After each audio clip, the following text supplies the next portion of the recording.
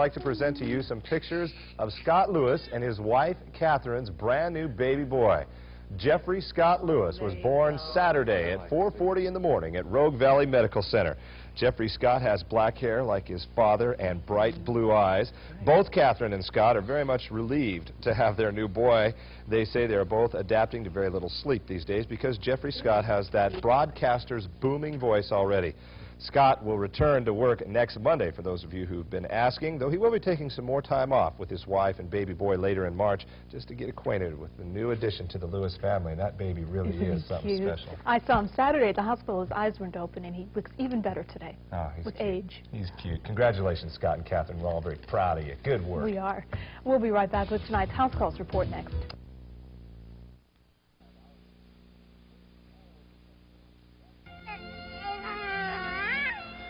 Your turn. I'll go tell him a story. Hi, Jeffrey. I'm going to tell you a story.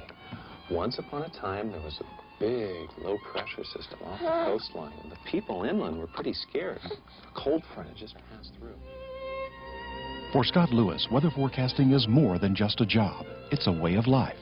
Scott Lewis and Weather Watch, weeknights at 5, 6, and 11 on Newswatch. Can you watch Jeff for a while? I've got to run out. No problem. Have fun. Jeff?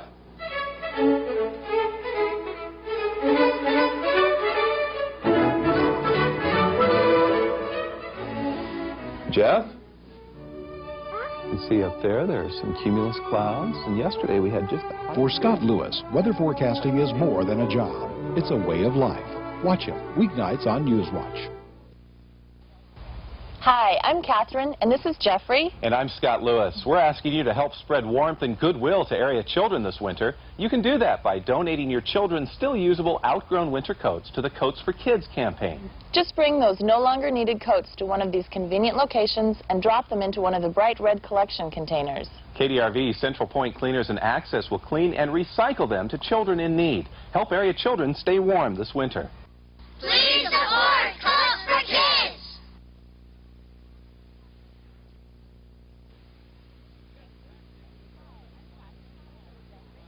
Hi, I'm Catherine, and this is Jeffrey. And I'm Scott Lewis. We're asking you to help spread warmth and goodwill to area children this winter. You can do that by donating your children's still usable outgrown winter coats to the Coats for Kids campaign. Just bring those no longer needed coats to one of these convenient locations and drop them into one of the bright red collection containers.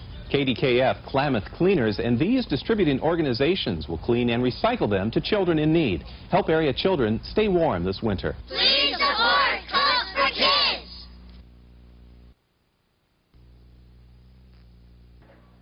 Catherine Moore helps people plan parties.